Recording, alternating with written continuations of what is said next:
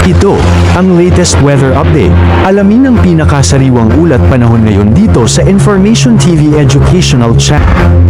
Patuloy pa rin po nakakaapekto yung shear line o yung salubungan ng malamig at mainit na hangin sa may silangang bahagi ng Northern Luzon area.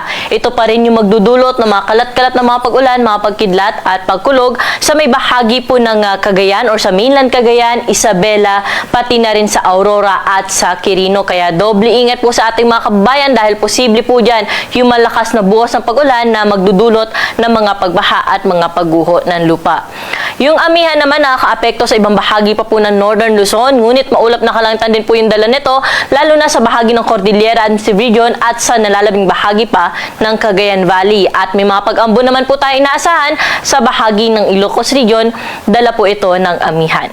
Dito naman po sa may silangang bahagi ng ating bansa, ang easterlies po yung dominante ng weather system, lalo na dito sa may Southern Luzon, Visayas at Mindanao, na kung saan inaasahan rin po natin na magdadala ito na may hina hanggang sa katamtaman, kung minsan ay malakas na bugso ng pag-ulan sa bahagi po ng Visayas, lalo na po dito sa may Eastern Visayas, no?